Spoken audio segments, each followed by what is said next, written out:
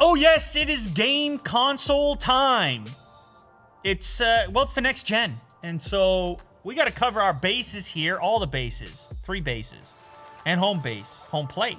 It's all very important. This is the less expensive next gen Xbox. This is the Xbox Series S. I could see this being possibly a popular choice this holiday season for those that are looking for, looking to spend a little less money. This thing coming in at $299, kind of an impressive price point. Now, you're giving up some things in order to get down to that price point when you compare this to, well, either the Series X or the PlayStation 5. Inside of here, we're not going to get 4K gaming. And I know that's a bit of a downer to kick it off, but what you get in exchange is that low price and a tiny little form factor. And there are obviously gamers out there playing on older displays, smaller displays where 4K might not be all that necessary. And so, therefore, there might be less of a reason to look to spend more money and more of a reason to look towards this particular product, the Series S. Now, what's funny, a thing that I noticed right away, of course, I've done the unboxing videos already for both the PlayStation 5 and the retail version of the Xbox Series X, so go check those videos if you haven't yet. But it's kind of funny that the lower end model of the next generation Xbox actually has styling from a color perspective similar to the PlayStation 5. They go Stormtrooper with it on this one. Series X all black, Stormtrooper on the little one. Another thing I should get out of the way before we crack into this is the smallest Xbox ever. The smallest Xbox ever. That is significant for anyone who's, tight on space, I suppose. So what do we see on the box here? We have 120 FPS, not in 4K, obviously. A 512 gigabyte SSD, expandable through proprietary storage, which pops into the back. We have the white controller with the black buttons, black joysticks, black D-pad over here, black Xbox logo. And we have the unit itself with this giant dish-like thing on the top. I think Willie Doo was making comparisons to, a laundry machine, I believe. That was Willie Doo's comparison. There have been many comparisons, and the memes and the internet has been at work, as it normally is. All right, over here on the side, what do we see? 120 FPS gaming up to Xbox Velocity architecture, 512 SSD, variable refresh rate, HDR, and disc-free gaming. So we are looking at a digital-only console, as I'm sure you're aware at this point. So no disk drive, and you're gonna have to download all of your content, or you do the Game Pass stuff. I mean, there's obviously options. I am a mostly digital gamer at this point in time, so that's not such a big deal to me. Power your dreams. I noticed that they don't do the big Halo graphic on the back here. Instead, they show you a number of other titles, including Cyberpunk 2077, which actually, I don't know if you heard this yet, Will. They backed up the release date of that by about 21 days, and I know you were looking forward to that. What else do we see? Forza, that's an exclusive. Everybody's, of course, there's Halo right there, Halo Infinite. So they're still advertising it, even though it's not going to be available at launch. But yeah, eventually we're going to have a wide variety of games available.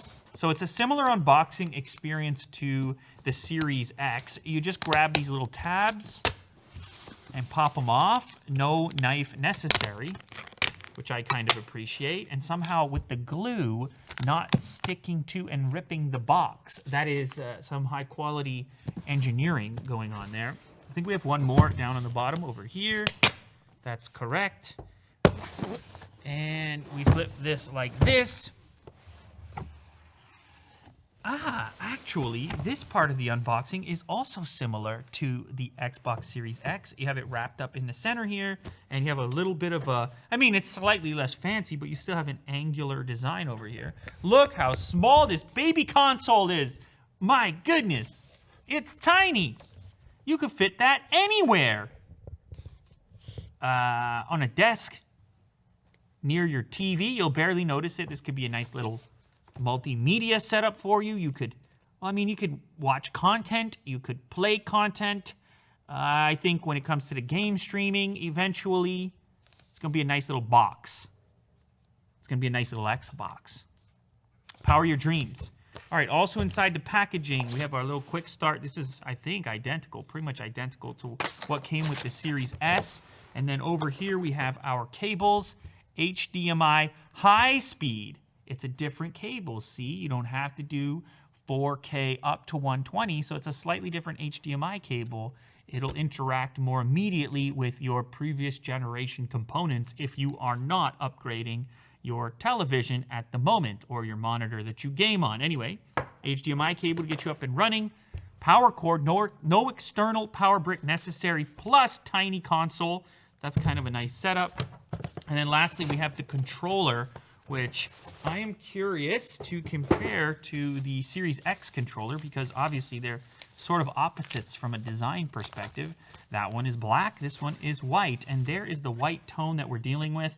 Ooh, it is ever so similar to the PlayStation 5 white tone as well. The grips around the outside, I may be partial to it. It's hard to say. I pull over the black controller here from the Series X, and you tell me down in the comments which you prefer. For me, this one is just maybe a little bit more futuristic. I mean, they're otherwise the same. USB Type-C, responsive triggers, a comfortable place to hold and game. Now, just like the Series X controller, we have AA batteries to power it all up. Of course, you can get the recharge kit going as well.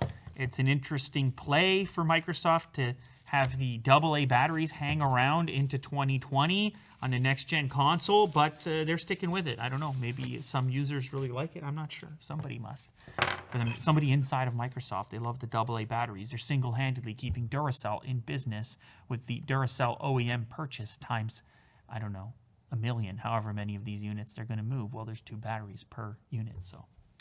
All right, so we just insert these like this and pop the cover back on, and there you have it. You are ready to game with your Xbox Series S. Now it's time to get to the actual main attraction, the tiny little console, the smallest Xbox ever. I am ready to power my dreams.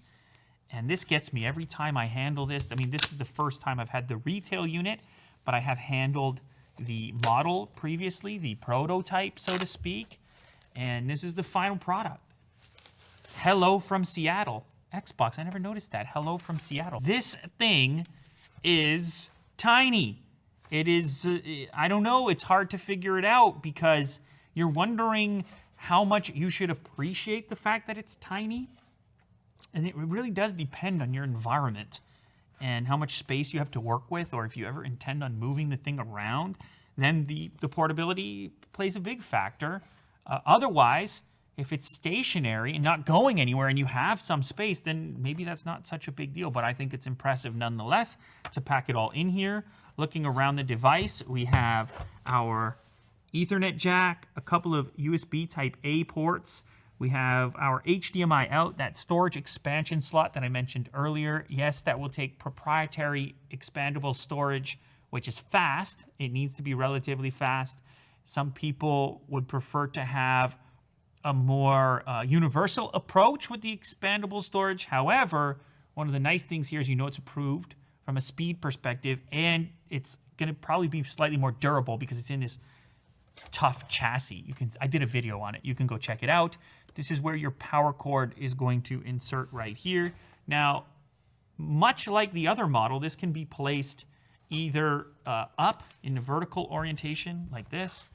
You can place it like that, although, you know, unlike the Xbox Series X, which has a wider base to it, this is going to be less tippable. And this one, on the other hand, man, you nudge that, you're going down. So that's worth consideration. However, I think most people are going to place this down like this. And yes, it does have rubber feet in order to be placed down like this. So that's probably how most people will do it.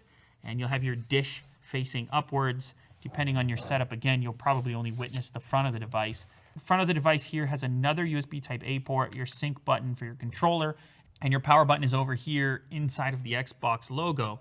Now, this has me thinking, this comparison here, has me thinking about the styling and why it is that Microsoft went with the white model well, it's white and black, but the mostly white model being the budget model, and the premium model being the seemingly more simple black model. Now, I know there's an origin story there. I realize the original Xbox and so forth, black, the green tint, and all the rest of it.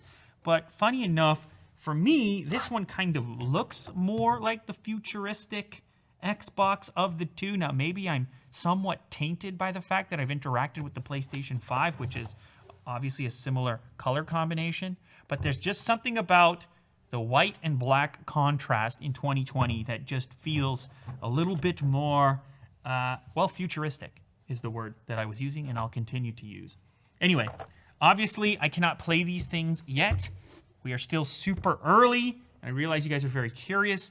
You can click the subscribe button down below because I will be playing all of these consoles as soon as possible based on the paperwork. However, there is your unboxing and comparison of the Xbox Series S, and of course, if you haven't yet, go check out the unboxing of the Series X and also the PlayStation 5. Look at how tiny, it's so tiny.